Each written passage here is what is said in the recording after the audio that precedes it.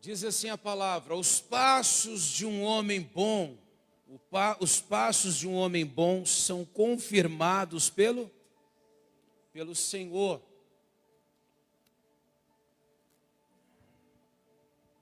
O Rob está me sabotando hoje ali.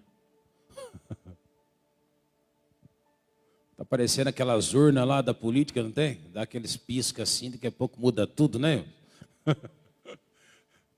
Qualquer coisa, vamos ficar na Bíblia aqui. Vamos ler de novo então. Os passos de um homem bom são confirmados pelo Senhor. Só para enquanto ele resolve ali. O que é o homem bom na história da Bíblia? Fazendo um estudo uma vez, até sobre Barnabé, a Bíblia diz que Barnabé era um homem bom, cheio do Espírito Santo e de fé. Essas são as características de um homem bom. Porque não existe o homem que não erra, o homem que não falha. Amém? Todos eles vão errar.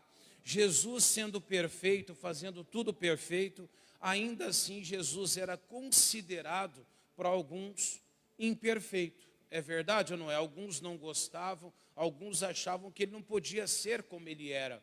Ou seja, ninguém aqui na face da terra teria essa capacidade, e ninguém está também no padrão de Deus. Mas existe ali uma qualidade, o ser o homem bom da história da Bíblia. Então ele é cheio do Espírito Santo e ele é cheio de fé. Esse homem que é cheio do Espírito Santo e cheio de fé, mesmo com as imperfeições, ele sempre vai conseguir reverter qualquer situação, porque a fé está ali sobre ele. Amém? E o Espírito Santo está sobre ele. E a Bíblia continua dizendo depois, no versículo 23 ainda, assim, os passos de homem bom são confirmados pelo Senhor, e ele deleita-te no seu caminho. Ou seja, Deus tem prazer no caminho do homem que é bom.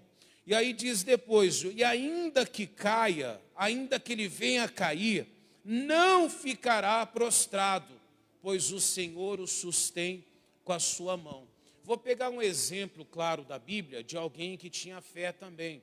Era imperfeito, mas tinha fé. E isso realmente se cumpriu na vida dele. Quando Pedro, ele vê Jesus vindo sobre as águas, o Pedro fala: Senhor, se és tu, me manda ir ter contigo sobre as águas. E Pedro, descendo do barco rapidamente ali, ele começa a andar em direção a Jesus. Havia fé nele, não havia? Sim ou não? E muita fé. Porque qual outro teve coragem de descer daquele barco e poder viver um milagre, andar por sobre as águas? Somente Pedro teve essa coragem, essa ousadia. Porém, na hora que ele começou a afundar, por erro dele, porque a Bíblia diz que ele tirou os olhos de Jesus, amém? E começou a olhar para o lado. Isso acontece muitas vezes. Nós, quando conhecemos a Jesus, colocamos um foco, que é olhar somente a Cristo. O tempo passa, mas a pessoa boa em si, às vezes ela pode falhar nisso. Ela pode acabar tirando os olhos de Cristo e colocar muitas vezes os olhos dela no vento forte que passa ao redor dela. É verdade ou não é? Hoje, por exemplo, nós vivemos no Brasil uma polarização. Se você fala alguma coisa contrária ao que o outro pensa, vira confusão. Vira ou não vira? E assim vice-versa. É verdade ou não é? Está sempre tendo confusões. Então, às vezes, nós tiramos o foco de Jesus. Colocamos o foco aonde não deveria. Amém? Outras vezes, as nossas próprias vontades, os nossos quereres costumam ali sobressair. Mas aquele que é cheio de fé, o Senhor não permite que ele fique prostrado. Se ele cair, ele faz o que fez com Pedro. O Pedro começou a afundar, ele segurou as mãos de Pedro e fez o quê? Trouxe Pedro para cima novamente. Amém? Isso sempre vai acontecer na sua vida. Pastor, eu nunca vou passar por luto? Claro que vai. Por muitas adversidades. Mas se um dia essas adversidades lhe pegarem de alguma forma, Jesus, ele vai te levantar. Ele vai te segurar. Amém? E vai te colocar de pé novamente. Você nunca vai ficar prostrado. Por quê, igreja? Pois o Senhor o sustém com o quê? Com a sua mão. Agora eu vou mostrar aqui na palavra junto com vocês um exemplo de um outro homem. Isaías 38, versículo 1. Isaías 38, versículo 1. Se tiver frio, vocês falam, tá bom, irmãos? Eles diminuem ali o ventilador, o que for. Apesar que eu acho que está quente hoje, não está? Tá, né?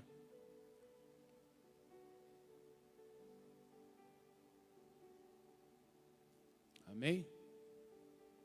Tomara que a mínima caia, né, irmãos? A temperatura, né? Tomara que fica...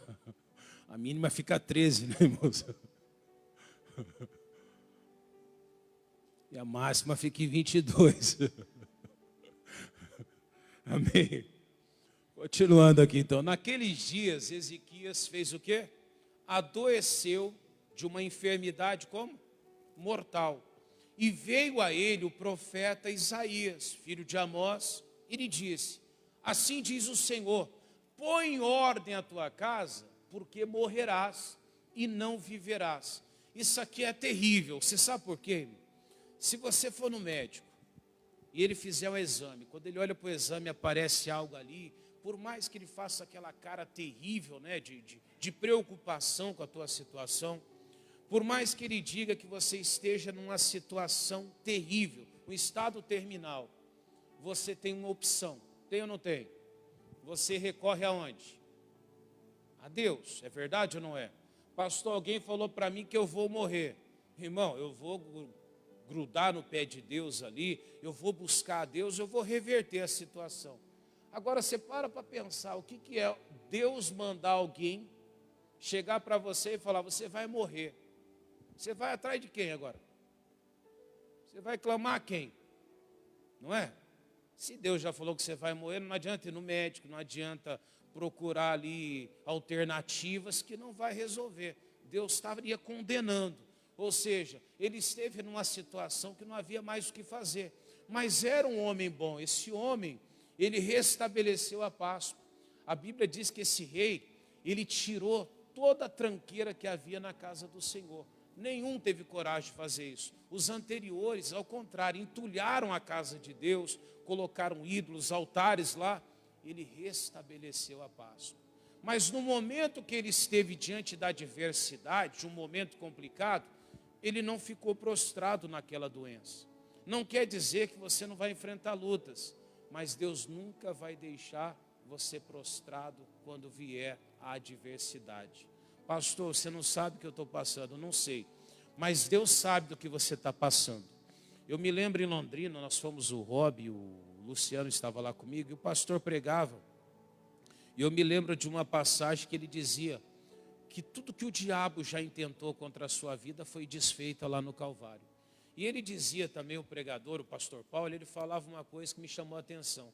Ele falou, Deus nunca te traz um alerta sem primeiro trazer para você junto a solução. Ou seja, se Deus te trouxe um alerta, automaticamente você tem uma saída juntamente com aquilo. Amém? Deus não é portador de má notícias, ao contrário, Ele me repreende porque Ele tem um caminho para mim de volta. Pastor, Deus me deu uma bronca, Deus me repreendeu. Não, Ele me apresentou junto com aquela situação uma alternativa para mudar aquele quadro. Está entendendo isso? Ou seja, quando o profeta chegou e falou com esse rei, havia um caminho para ele, sim ou não? Só precisava se voltar para quem? Para Deus. E aí diz assim no 2, ó. E então virou Ezequias o seu rosto para a parede e orou ao Senhor.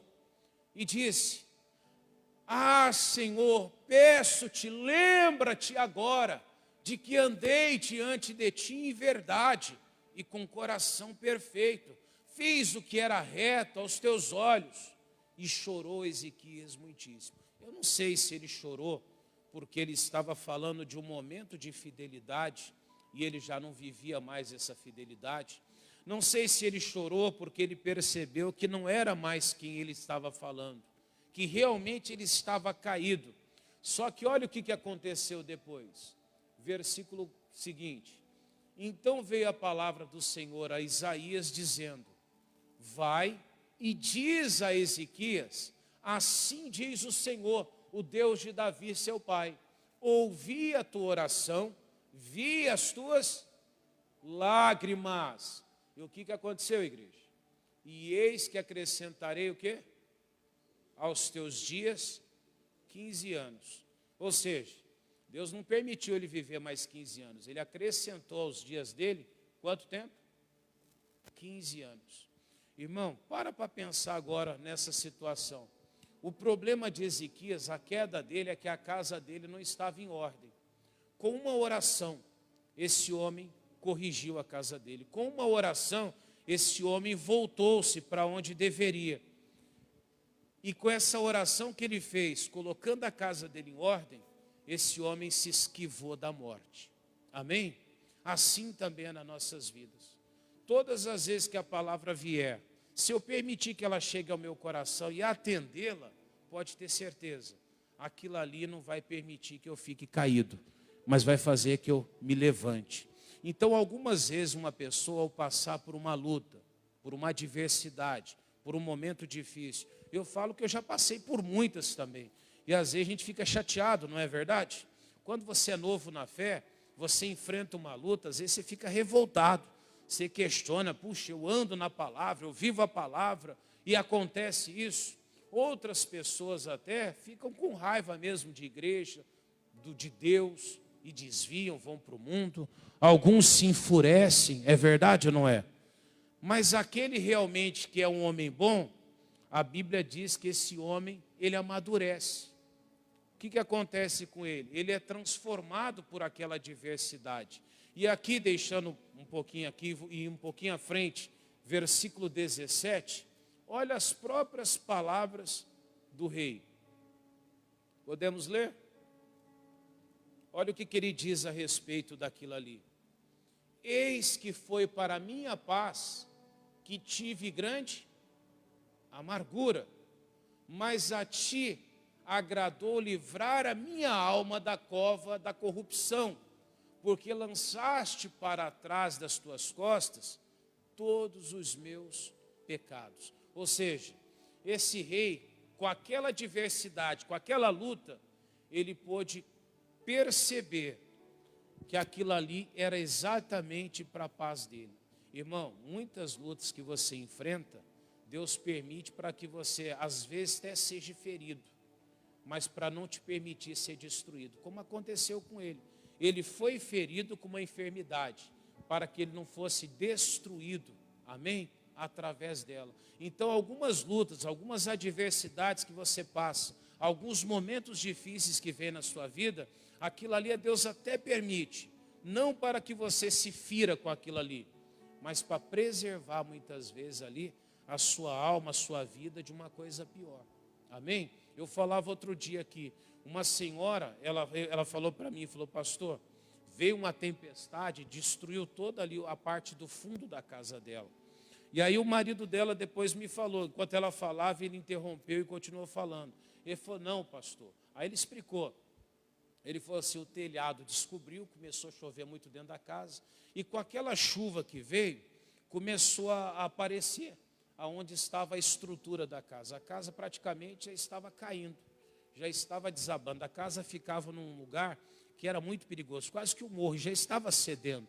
Ou seja, para aquela família, no meio de uma tempestade, passando às vezes por apertos financeiros, parecia uma tragédia, sim ou não? É verdade ou não é?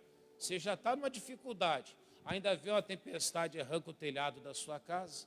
Não, não foi isso que aconteceu. Ao contrário, com aquela tempestade e com aquilo que aconteceu, Deus talvez evitou até que aquela família toda morresse num deslizamento de terra ali, não é?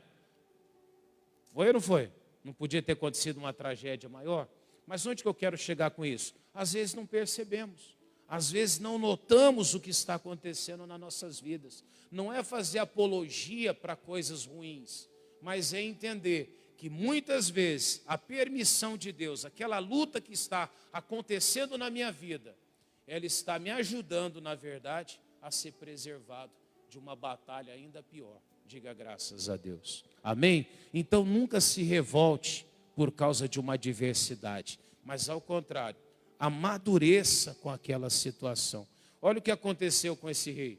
Vê essa luta, ele consertou a vida dele, colocou a vida dele na presença de Deus, e Deus, através dessa situação, livra ele de algo pior. Amém? 2 Crônicas 32, versículo 1.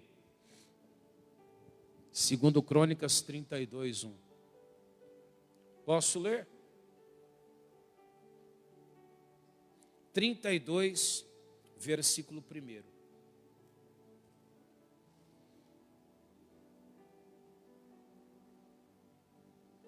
Quem achou, diga graças a Deus. Olha que interessante ali, ele fala assim, ó, depois destas coisas e desta fidelidade, aqui está verdade, mas tem tradução que está fidelidade. Veio Senaqueribe, rei da Síria, e entrou em Judá e acampou contra as cidades fortificadas e intentou apoderar-se delas. Ou seja, depois que ele estava fiel, depois que ele estava na presença de Deus, veio essa outra o quê? Adversidade. Amém, igreja? Pastor, essa adversidade era maior do que a que ele estava passando antes? Sim. Você vê, às vezes Deus permite que uma luta venha, essa luta você vem para perto de Deus. E quando vem uma grande adversidade, ali você está diante dele. E aí diz assim na sequência, ó, vendo, pois, Ezequias que Senaqueribe vinha e que estava resolvido contra Jerusalém, algumas dizem seu rosto era de guerra, teve conselho com seus príncipes e os seus homens valentes, para que se tapasse as fontes das águas que havia fora da cidade. E eles o ajudaram. E assim muito do povo se ajuntou, tapou todas as fontes, como também um ribeiro que se estendia pelo meio da terra, dizendo, por que viriam os reis da Síria e achariam tantas águas? E ele se animou, edificou todo o muro quebrado, até as torres, levantou outro muro por fora, fortificou a Milo na cidade de Davi e fez armas e escudos em abundância. E pôs capitães de guerra sobre o povo, reuniu-os na praça da porta da cidade e falou-lhes ao coração, dizendo, esforçai-vos e tende bom ânimo. E ele diz, não o que, igreja?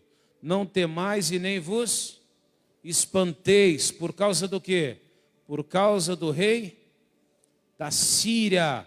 Por que não era para eles se espantarem nem temerem? Por quê?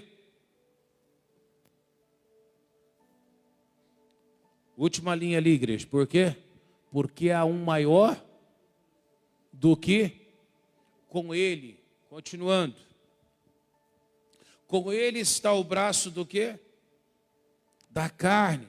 Mas conosco o Senhor nosso Deus, para nos ajudar, para guerrear as nossas batalhas. E o povo descansou nas palavras de Ezequias, rei de Judá. Olha que interessante. Um homem que havia passado quase pela morte e recebeu de Deus 15 anos de vida a mais. Precisaria agora ficar preocupado nessa situação? Sim ou não? Não precisaria. Amém, igreja? Ao contrário, ele estava bem com Deus. Quando você está bem com Deus, você até fortalece as outras pessoas. Você até ajuda outras a estarem de pé. Então, onde que eu quero chegar? Às vezes, um momento complicado que você enfrenta na tua vida, às vezes essa luta, essa adversidade, ela leva você a vencer outras situações que se levantam contra a sua vida. Agora, você imagina se Ezequias tivesse passado por isso, sem estar com a casa em ordem dele. Seria terrível, não seria? Seria complicado. Como é que ele ia conseguir realmente estar ali e fortalecer o povo? Seria quase que impossível. Continuando ali um pouquinho mais à frente, o versículo 9, diz, depois disso, Senaqueribe, rei da Síria, enviou os seus servos a Jerusalém. Ele, porém, estava diante de Laquis, com todo o seu domínio, e Ezequias, rei de Judá, e todo Judá que estava em Jerusalém, dizendo, assim diz Senaqueribe, rei da Síria, em quem confiais vós, e que vos ficais na fortaleza em Jerusalém? Porventura não vos incita Ezequias para morrerdes à fome e à sede, dizendo, o Senhor nosso Deus nos livrarás das mãos do rei da Síria? Não é Ezequias o mesmo que tirou os altos, os altares, e falou a Judá, a Jerusalém, dizendo: diante de um único altar vos prostrareis, e sobre ele queimareis incenso. Parando um pouquinho aqui, você vê o que o rei da Síria fala para ele? Ele diz ao povo assim: não é Ezequias o que tirou os altares, todos os altos que havia na casa do Senhor, e mandou prostrar diante de um só Deus? Então ele dizia, mais ou menos isso: Ezequias não tirou os outros deuses que havia, não ficou só com um agora? E ele estava querendo dizer o quê? O que Ezequias vai fazer tendo apenas um Deus para poder livrar? Só que mal sabia ele que esse Deus, esse único Deus, era o único Deus que existia, amém? O resto era imagem, altos, era demônios que estavam ali. E ele começou a provocar, versículo 14, ele ainda fala assim, ó, versículo 13: não sabeis vós que o que eu e meus pais fizemos, e todos os povos da terra, porventura puderam, de qualquer maneira, os deuses das nações, daquelas terras, livrar a sua terra das minhas mãos? Qual é de todos os deuses daquelas nações que meus pais destruíram, que pôde livrar o seu povo das minhas mãos? Para que possa o vosso Deus vos livrar também das minhas mãos. Agora, pois, não vos engane Ezequias, nem vos incite assim, e nem lhe deis crédito, porque nenhum Deus das nações alguma, nem de reino algum, pôde livrar o seu povo das minhas mãos, nem das mãos de meus pais, quanto menos os poderá livrar o vosso Deus das minhas mãos. Ou seja, ele veio, provocou a fé do rei Ezequias, falou para ele ali: olha, as nações que tinham tantos deuses, nenhum deles puderam livrar. Qual foi o Deus que livraram? E realmente, irmão, a Síria, ela era uma potência naquela época. Aonde o rei da Síria passava, ele destruía tudo. Não havia um povo com capacidade para enfrentar exatamente o Senaqueribe, não tinha como. Ou seja, o rei Ezequias dependia única e exclusivamente de um milagre de Deus. Amém, igreja? Agora, o que fez esse homem estar diante de Deus? O que ele havia dito lá no 38:17, aquela hora? Foi para a minha paz que estive em grande amargura. Ou seja, muitas vezes uma adversidade que você enfrenta hoje, ela vai levar você para perto de Deus, para que você possa passar, suportar situações piores. Talvez você está até preocupado com essa luta que você enfrenta hoje. Talvez Deus até te está levando mais para perto dele, para que você vença o que está por vir. Ô pastor, vai vir mais lutas? Pode vir, amém? Mas o importante é que você vai estar na presença de Deus. A sua casa vai estar em ordem. Diga graças a Deus. Eu pergunto até para você, qual é o momento que você mais ora? Quando está tudo bem ou quando vem uma luta? Qual igreja? Uma luta. Alguém faz jejum quando está tudo bem? Você já viu alguém jejuar quando a casa está bem, você está prosperando, não é? Os amigos estão toda a tua volta contigo. Alguém faz jejum assim? Não faz. Alguém sente falta de buscar a Deus quando está tudo bem? Não sente. A verdade é que não sente. Amém? Tem gente que ela está firme com Deus, é diferente. Mas uma pessoa que não está, ela não sente. Agora, quando vem uma luta, quando ela olha para um lado, dá de cara com a parede, ela olha para o outro, não tem ninguém, ela olha para cima, só tem o céu na frente dela. Ela vai fazer o quê? Aí ela vai buscar a Deus. É verdade ou não é? Sim ou não? As lutas que nós enfrentamos, elas nos aproximam de Deus, irmãos, para que possamos realmente vencer coisas maiores. Olha o que esse inimigo falou para esse rei. Falou dos outros povos. Nenhum povo conseguiu que o Deus livrasse. Ele falou: quem garante agora que esse Deus vai livrar? Mas esse homem estava bem com Deus. Se você continuar lendo tudo versículo por versículo, eles mandaram cartas para esse rei, dizendo para ele entregar o reino dele e sair. Mas ele não fez, foi firme. Foi ele, Eliaquim, o mordomo lá, colocou-se na presença de Deus, invocar a Deus. O profeta Isaías abençoou a vida dele e respondeu a oração dele. Sabe o que aconteceu? Versículo 19, vamos ler? Também porém, 19, volta um aí. E falaram de Deus de Jerusalém como dos deuses dos povos da terra, obra das mãos dos homens. 20. Porém o rei Ezequias e o profeta Isaías, filho de Amós, oraram contra isso e clamaram a quem? Aos céus. E o que Deus fez, igreja? E então o Senhor enviou um anjo que destruiu quantos? Todos os homens valentes e os líderes e os capitães do arraial do rei da Síria. E envergonhado, voltou à sua terra e entrando na casa do seu Deus. Algumas traduções dizem até na casa de Nirosque, seu Deus. Alguns dos seus próprios filhos, fez o quê? O mataram ali à espada. Ou seja, desafiou Deus do rei Ezequias. Invocou ali ele, de alguma forma provocou ele, desmerecendo o Deus que ele tinha. Mas esse homem estava bem com Deus. Amém? Deus o levantou quando ele estava caído. E na hora que veio a adversidade, o próprio Deus enviou um anjo dele e destruiu todos os homens valentes. Ou seja, se você ler lá no capítulo de Reis, segundo Reis 18, 13 em diante, você vai ver. Não precisa ir lá não, tá bom? É só para você ler depois se quiser. A Bíblia diz que veio um anjo do Senhor e feriu 185 mil soldados numa mesma noite.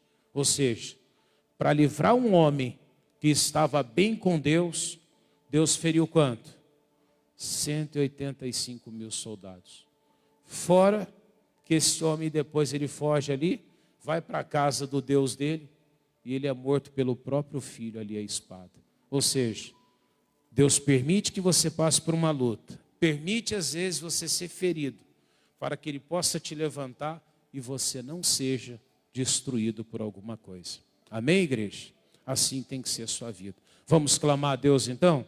Eu não sei se você está passando por uma luta, uma adversidade, um momento difícil, mas eu sei que Deus está te levantando para que você possa vencer batalhas maiores. Amém? Coloque-se de pé. Isso, fique de pé. Vamos orar. Uma coisa interessante na Bíblia, né, irmãos? Todas as respostas de Deus, ela vem após oração. Ela vem de oração. Se você não tem uma vida de oração, você pode alcançar bênçãos de Deus. A oração de alguém pode te ajudar. Situações que vai envolver outras pessoas possam ser resolvidas. Mas se você não tiver uma vida de oração, você está correndo risco. Eu falo de coração para você. Se você não tiver uma vida de oração com Deus, mais cedo ou mais tarde, a situação vai se complicar. E você vai ter que clamar. Tem muito crente, irmão, que ele não clama, ele não ora. Ele vive uma vida como aquela de Pedro, seguindo o Senhor de longe. Passa você a ter intimidade com Deus. É muito bom que as pessoas orem para a gente. De vez em quando alguém fala para mim assim, pastor, eu tenho orado muito por você. Eu sou muito grato. Mas eu coloquei um dia um propósito na minha vida. Deus, eu tenho que estar bem com o Senhor. Amém? Você tem que aprender a contar com a sua oração. E uma coisa que eu descobri na palavra de Deus, ninguém faz uma oração tão forte por mim quanto eu mesmo. Ninguém. Eu posso orar, missionário pode orar, o Billy Graham, se tivesse vivo, poderia orar. Mas, irmão, nenhuma oração vai chegar à capacidade da sua própria oração por você. Não tem um homem, mas ele faz jejum todos os dias, ele se consagra. Ninguém ora tão forte por você quanto a sua própria oração. Amém?